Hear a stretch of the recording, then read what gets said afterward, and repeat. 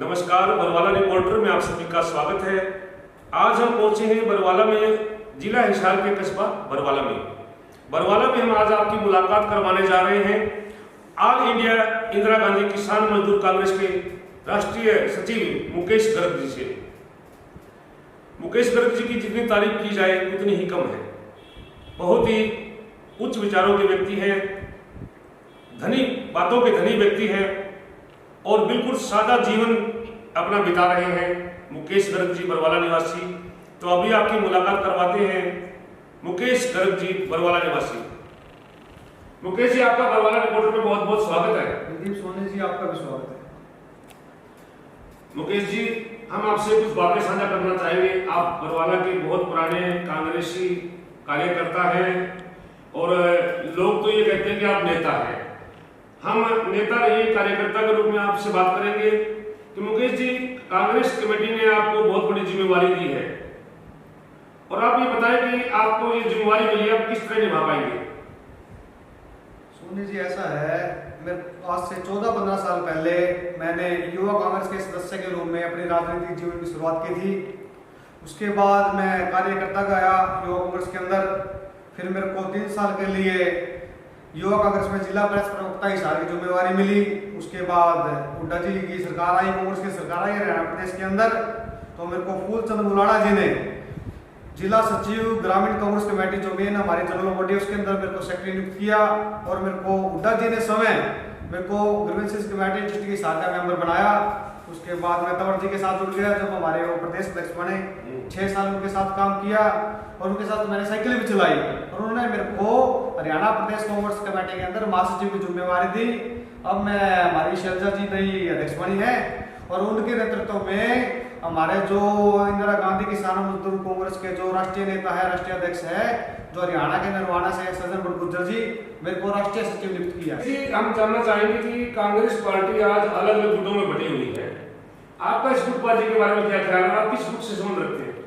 सोनी जी, कहाँ गुटों में बटी है? हरियाणा विधानसभा के 1 साल पहले जो चुनाव हुए हैं, तो विपक्ष वाले कहा करते और भी लोग कहा करते भी गुटों में बटी है। फिर भी हरियाणा कांग्रेस ने 31 सीटें जीती है और मैं पक्का दावा करता हूं जब भी विधानसभा चुनाव होंगे 81 सीटें कांग्रेस हरियाणा कांग्रेस जीतेगी। और आप कह रहे गुट की बात, मैं किसी गुट से नहीं हूँ, ना ही मेरा कोई नेता है। मैं तो सिर्फ कांग्रेस पार्टी को जानता हूँ, कांग्रेस पार्टी के अंदर कार्य किया है और कांग्रेस पार्टी मेरी माँ है, माँ। आप अकेले ये बात कह रहे हैं कि आप गुटबाजी में विश्वास नहीं रखते और आप कांग्रेस पार्टी के कार्यकर्ता हैं।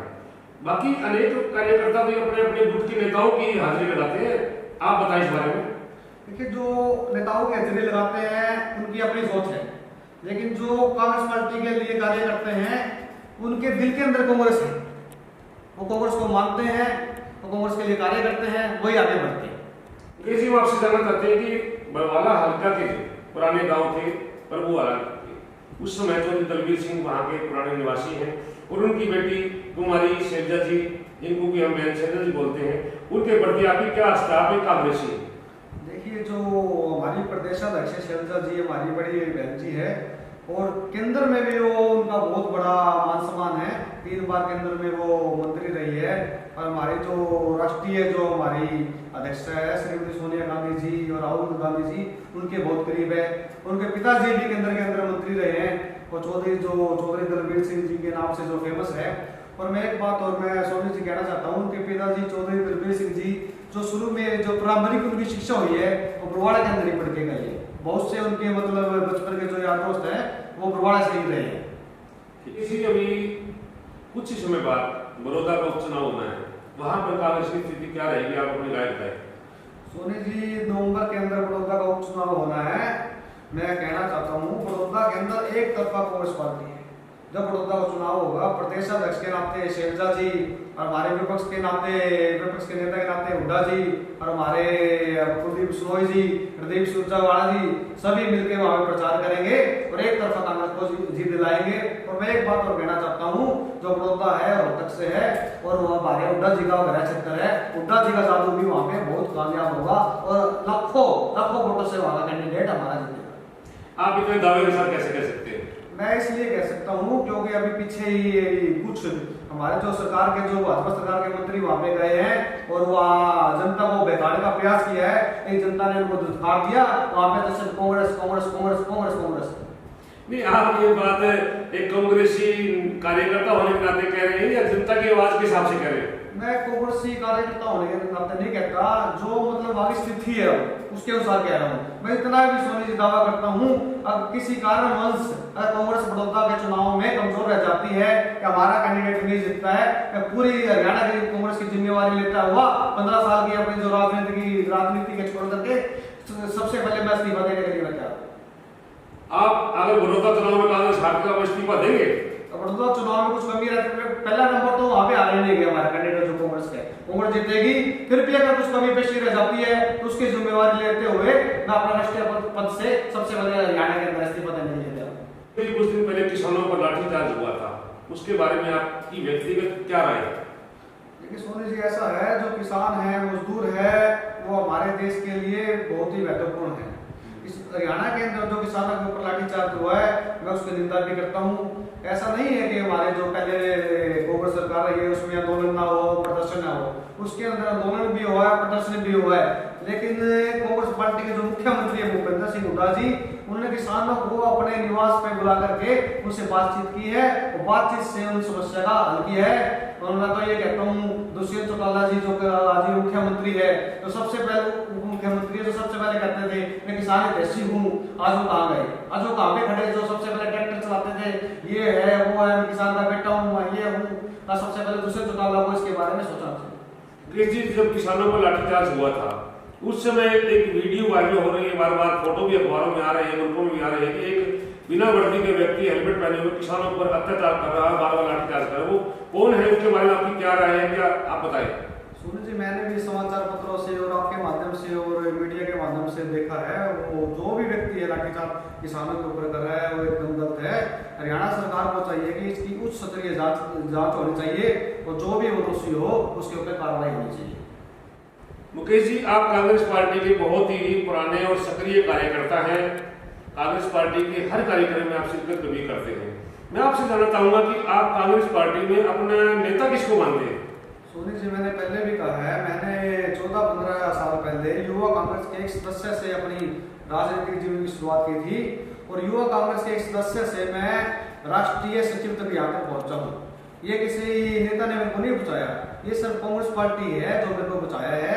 और जहाँ तक नेता का सवाल है, मेरी नेता नहीं थी, वो भूपेंद्र सिंह हुड्डा जी है या कुलदीप बिश्नोई जी है, शैलजा जी है, दिलीप जी है, हम सब की नेता श्रीमती सोनिया गांधी जी, राहुल गांधी और डॉक्टर मनमोहन सिंह जी। मुकेश जी, मैं आपसे जानना चाहूंगा कि कांग्रेस पार्टी में आप नेता को बड़ा मानते हैं या पार्टी को? सोनी जी, ऐसा है, कांग्रेस पार्टी के अंदर तो कांग्रेस पार्टी बड़ी है, नेता कभी बड़ा नहीं होता। जो नेता बनता है उसको कांग्रेस पार्टी नेता बनाती है। या कोई कहता है कि मैं नेता बड़ा हूं, तो बिना कांग्रेस के चुनाव लड़के देखे उसको अपनी हैसियत का पता लग जाएगा। कांग्रेस पार्टी एक बात वर्षों से दोहराती आ रही है कि कांग्रेस पार्टी एक समुद्र की तरह है, आपका क्या कहना है? कांग्रेस पार्टी सही बात है, भी तो समुद्र की तरह है। कांग्रेस पार्टी ऐसी पार्टी है जो 36 बिरादरी को साथ में लेकर चलती है और गरीब से गरीब, दलित से नीचे पिछड़ा वर्ग हो, चाहे दलित वर्ग हो, चाहे जनरल हो, सभी को उसने उठाने का कार्य किया। काफी कांग्रेस पार्टी के वरिष्ठ कार्यकर्ता भी कांग्रेस पार्टी में अनदेखी का आरोप लगाते हुए पार्टी छोड़ देते हैं, उस बारे में आपकी क्या राय है? सोनी जी, जो अनदेखी का आरोप लगाते हैं, जो दूसरी पार्टी में जाते हैं, वो सिर्फ अपने स्वार्थ के लिए जाते हैं। मैं तो नहीं गया, सरकार तो अभी हरियाणा में नहीं है, ना ही केंद्र के अंदर है, मैं तो 15 साल से लगा हुआ हूँ। जो पुराने पार्टी के लगे हुए हैं उनको पार्टी ने वैसा ही कुछ ना कुछ दिया है और वो आगे बढ़ते हैं, पार्टी उनको आगे बढ़ाने का कार्य करती है। तो आपकी कांग्रेस पार्टी ने पिछले कुछ दिन तक यहाँ पर धरना प्रदर्शन किया था और कुछ मांगे भी रखी थी। आप बताएं कि धरना और प्रदर्शन करने से आपकी मांगे पूरी हुई या न हुई? सोनी जी, हमने 1 महीना पहले हमारे जो एसडीएम महोदय जी है उनको जिला कांग्रेस कमेटी के नेतृत्व में राज्यपाल के नाम बरवाड़ा की जो 4 प्रमुख समस्याएं हैं, जो सबसे पहले जो समस्या है हमारे टोहाना रोड सर्वक आश्रम पे जो वहाँ पे पानी इकट्ठा होता है, रोड नहीं बनाया गया, और दूसरी जो है दोनपुर रोड पे पानी खड़ा होता है, और तीसरा जो है नगर पालिका के अंदर जितने विकास कार्य है उनकी उच्च स्तरीय जांच, और चौथा जो करोड़ों रुपए की जो जो स्ट्रीट लाइट लगी है बड़वाड़ा के अंदर जगमग योजना के तहत, उसकी जांच के बारे में 1 महीना पहले हमने उनको ज्ञापन सौंपा था, लेकिन 15-20 दिनों के बाद भी कोई कार्रवाई नहीं हुई। फिर हमने बड़वाड़ा के अंदर लगातार 1 हफ्ता का धरना लगाया। उस धरना के एवज में जो हमारी आवाज गई पूरा प्रशासन के पास गई, जिला प्रशासन के पास गई, हरियाणा प्रदेश के सभी अधिकारियों के पास गई, और उसी तहत 2 दिन के अंदर ही हमारे जो टोहाना रोड आश्रम विश्वलोक आश्रम के सामने जो रोड नीचा था, प्रशासन ने उसका कार्य शुरू कर दिया। मुकेश जी, आपकी इस बात में तो कुछ फर्क नजर आ रहा है। आप इस बात का श्रेय लेना चाहते हैं कांग्रेस पार्टी की तरफ से, कांग्रेस पार्टी ने धरना दिया तो ये रोड का काम शुरू हो गया।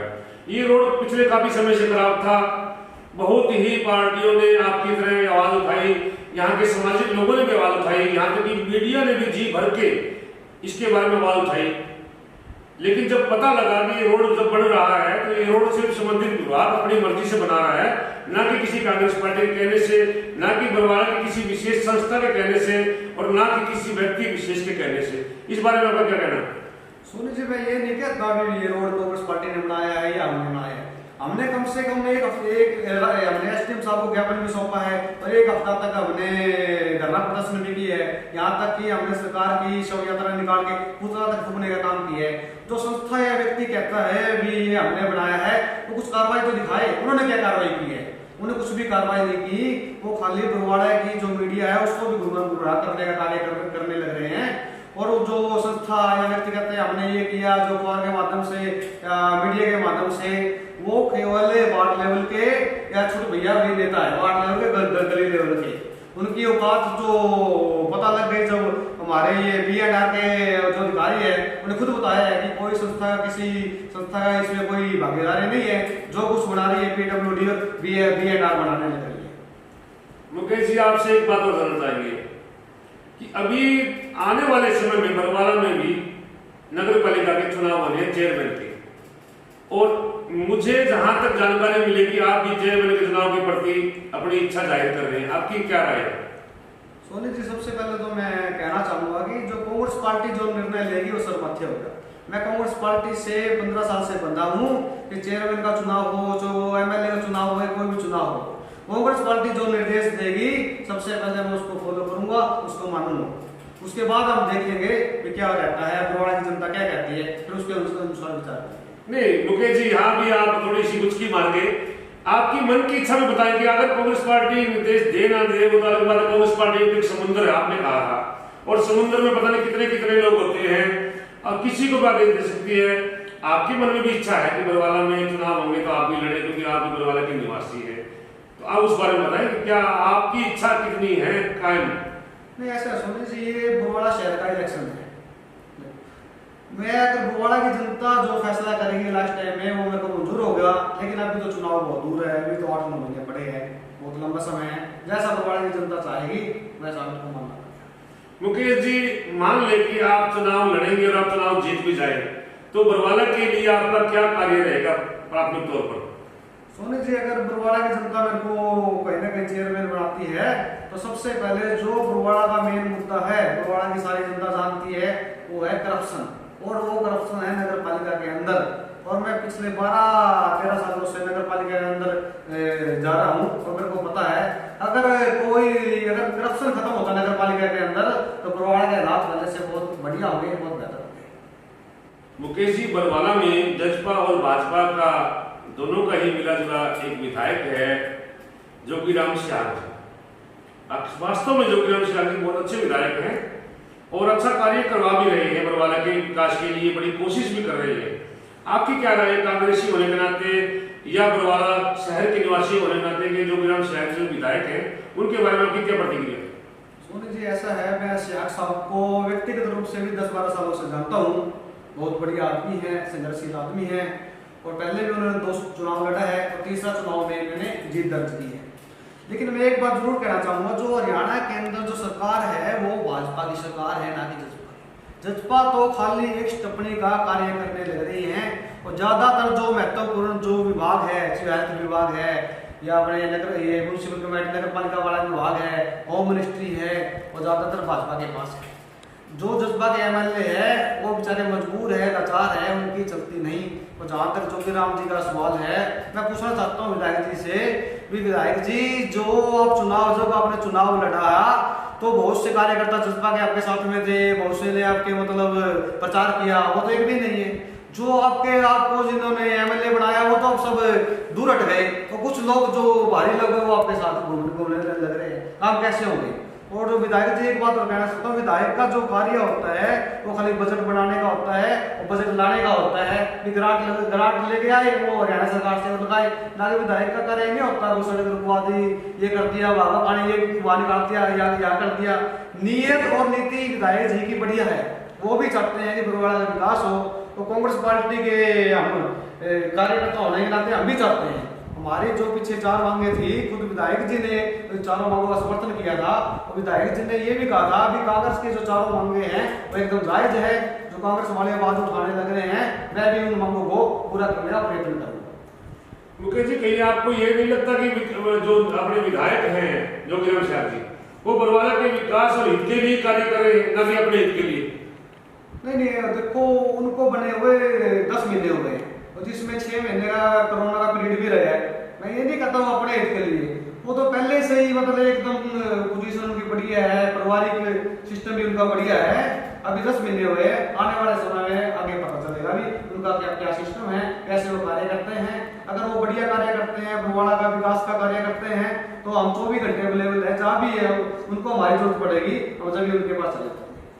मुकेश जी, एक भविष्य की अगर हम इसे एक सोच करें कि आप एक जैसे धर्म नेता कल को बरवाला हल्का के विधायक बन जाते हैं, तो आप बरवाला के लिए क्या करेगा? जरा आप भी अपनी मंशा बताएं।